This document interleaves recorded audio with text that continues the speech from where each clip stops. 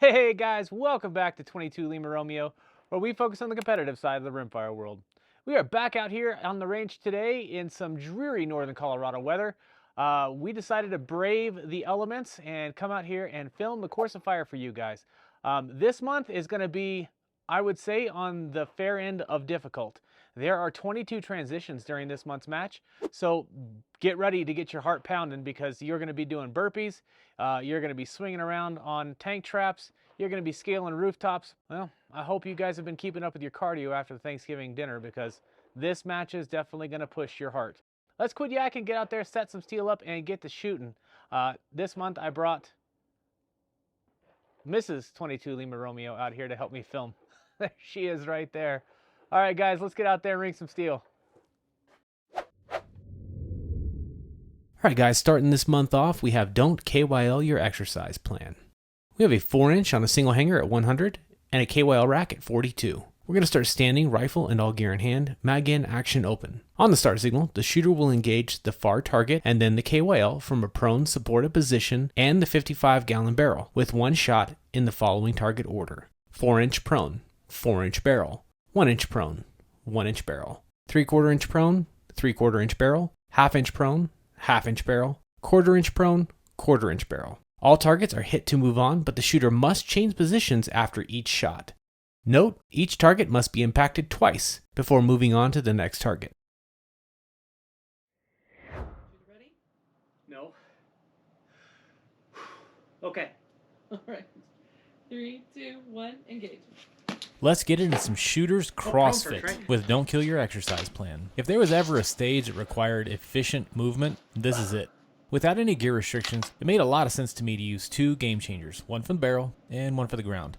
This stage is really going to push your time management skills, but with the KYL rack as a target, taking your time on the smaller targets is really critical. So I felt it was necessary to get creative to find ways to minimize the time spent getting into and out of my shooting positions. For me, this meant using the two bags. That way I only had to worry about moving my rifle from prone to the barrel and from the barrel back to prone. With this being a hit to move stage, I felt it was necessary to use my mental focus to really keep track of what target I was on, because a miss on this stage doesn't just equal re-engagement. It means changing positions and then re-engaging. If you forget or lose track of your target sequence, it's really going to be a bad stage for you. And unless you're a young gun, your RO or your spotter shouldn't be feeding you any information while the clock is ticking away. Now, unless you're seriously into CrossFit, breathing in this stage is going to become a serious issue as the targets get smaller. You're really not going to have time to set up your breathing rhythm for the best possible shot because you're going to be huffing and puffing. So my advice is to breathe naturally as you set up your shot. Don't try to defeat physiology while the clock is ticking. When it's time to squeeze, take a half a breath and hold as you squeeze. Once the shot breaks, proceed with the prescribed huffing and puffing as you continue on with your burpees. Now, building a solid foundation on a barrel does not always go as planned, as you guys saw right there. But don't be afraid to make small adjustments to your gear as you progress through a stage as your needs change or when you find that there's a problem that you need to correct. Come on, work with me. Hands down, that was one of the most difficult stages I've ever seen in an NRL22 match. Clean. Let's get on to the next one.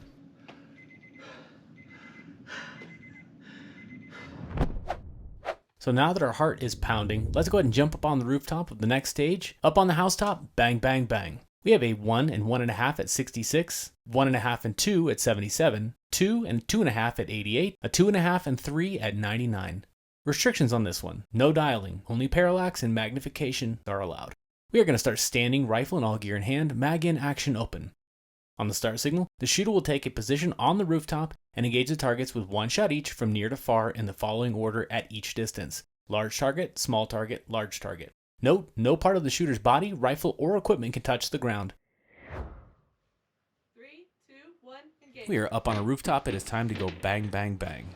All right, in the setup to this stage, first thing I did was really analyze how much time I had to break 12 shots. I felt like I had plenty of time to set up a good, stable shooting foundation Something else I wanted to do ahead of the stage was to make sure that my magnification and parallax were set correctly. So for me, that meant my magnification was about 12 power and my parallax was set to about 75 yards. Now in my mind, that removes the temptation to reach up and touch my optic.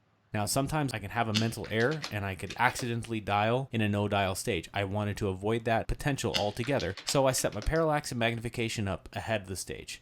Something else I don't like to do when shooting a holdover stage like this is complicate the math. I don't like to do deductions or try to remember to do deductions while the clock is ticking, so I typically will just leave my rifle zeroed and I'll do the holdover values per my Kestrel. Now, something that we've been seeing a lot more of lately is mag changes.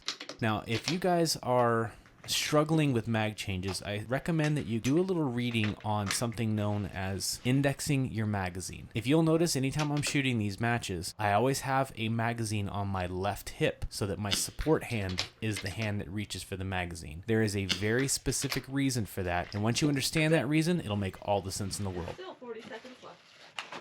Nice. All right, guys, it is that time of the video where we do a little product plug. As you guys can see, I've got a new piece of equipment on my optic. This is the Trigger Cam 2.1. This is going to help me to put you guys in the driver's seat while I am shooting these monthly Course of Fire videos. You guys are going to get to see straight through the optic just like I see. I got a comment on one of my previous videos, so without further ado, I present to you the Trigger Cam. Now, I was fortunate enough to pick this up from Jason Nedved from Nedved Precision up in South Dakota. He seems to be one of the only retailers in the United States that's able to consistently get these things in. So if you are in the market for a Trigger Cam 2.1 or any of this, really any of this precision rifle gear that you want to add to your shooting bag, reach out to Jason Nedved at Nedved Precision, and I'm sure he'll have either the product in stock that you're looking for or he can get it pretty quickly. All right, guys, let's get back to shooting. We are down off the rooftop. It's time to look for the elf on the shelf. We have a 3-inch at 92 yards on a single hanger. Restrictions, no bipods. We're going to start standing, rifle and all gear in hand, mag in, action open. On the start signal, the shooter will engage the target with 2 shots from the following props. First, center blocks. Second, 5-gallon bucket. Third, 2-gallon bucket. Fourth, flat tire. Fifth, leaning tire. Note, this is the bonus point stage, where you earn 0.1 bonus points per second remaining on the clock. Shooter ready? Yeah. 3, 2, 1, engage. We're down off the housetop. I guess it's time to find this elf. This is another one of those stages where your efficiency of movement is really going to be a big factor. Building the most stable shooting positions may require a lot of movement on this one. My plan going into it was to shoot the center block prone, the 5-gallon bucket seated, the 2-gallon bucket prone, the lying tire prone, and leaning tire seated. This worked out pretty well for me, and it might work out pretty well for you.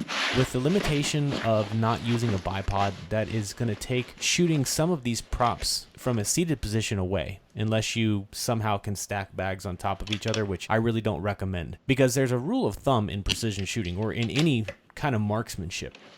Hold up, we got a feeding issue. Time for a mag change. Did you see that? That is the benefit of indexing your magazine. All right, back to the rule of thumb. And that is, the lower you can get yourself and your weapon system to the ground, the more stable you naturally become. So I try to employ that as much as possible and get my rifle low to the ground, get myself low to the ground, so that way I maintain that natural stability. Now, when I'm moving from position to position to position on this stage, I'm moving with a purpose and I'm sticking with my plan. And that really did help me cut down the time I spent while I was on the stage to help me get some of those bonus points later on. However, the mag changes did burn some of that time that I was saving in my movement efficiency. Now, a pump pillow or a similar large bag, in this case, this Weebad strapless behemoth, this is a really nice thing to have on the stage, but I really don't think it's necessary to clean it.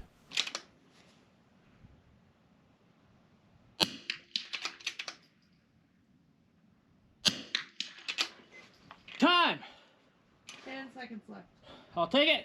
All right, that was a lot of fun. Let's get on to the next one. I'll take it. All right, with any luck, we found that stupid elf, and we are on to Christmas cookie overload. We have a 1 and 1.5, a 2.5, and a 3 on double hangers at 86 yards.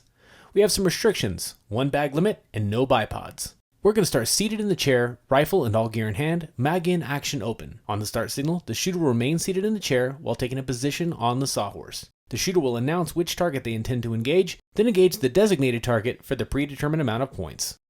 The shooter may change targets at any time, but must clearly announce the change loud enough for the RO to hear.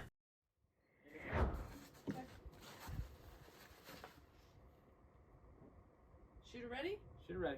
3, 2, 1, engage. Alright, looks like for this stage we are locked in this chair. With stages like this, these are a bit of a gamble, and personally I really don't like to gamble at all. So deciding what target I wanted to shoot really came down to reasonable expectations of my equipment and a little bit of statistical probability. I know that generally my rifle can produce sub-MOA groups, even at this range. If you can shoot sub-MOA groups consistently with your rifle and ammunition combination, then by all means you should definitely go for these smaller targets. But if your rifle isn't capable of those kind of groups, there's really no shame in admitting that to yourself and cleaning the stage on the larger targets for a slightly less point value. A clean is a clean, and you should really take them when you can. Because, let's be honest, it feels good to clean a stage. Now the two real considerations for this stage is body and rifle position on your prop. Balancing your rifle on the sawhorse is most definitely going to make everything more stable. But keeping your body well connected to the ground and well connected to your rifle are going to aid in its stability. Odds are your rifle is not going to balance on the far fore end of the rifle. Instead, it's likely to balance either very near your mag well or slightly behind your mag well towards the butt of your stock. Balancing your rifle will equate to much less input from you, the shooter, to maintain its stability on the prop. To be honest, there is really a lot of time, so if you're shooting for the small ones, burn that clock and get those impacts. Just keep track of how many shots you fired, because I didn't fire enough. One too many shots. I think you went way over 10. With our belly full of Christmas cookies, it's time to wrap this thing up with dreidel, dreidel, dreidel. We have a 2-inch on a single hanger at 63 yards.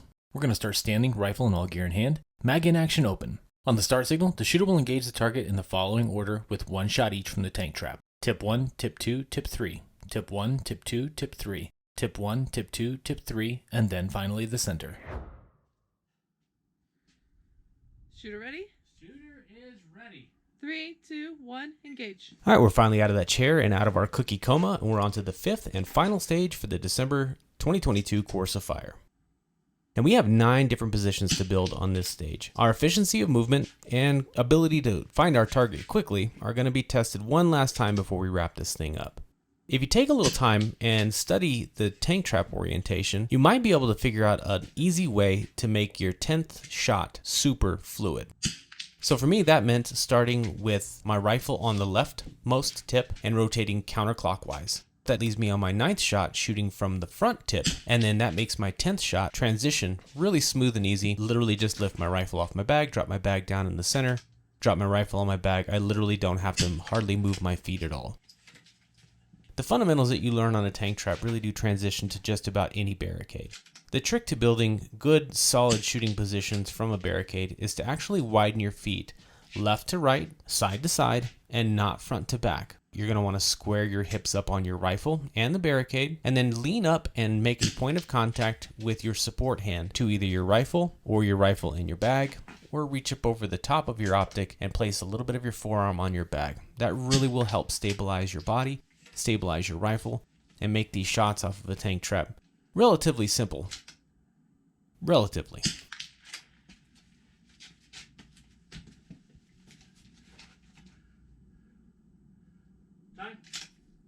27.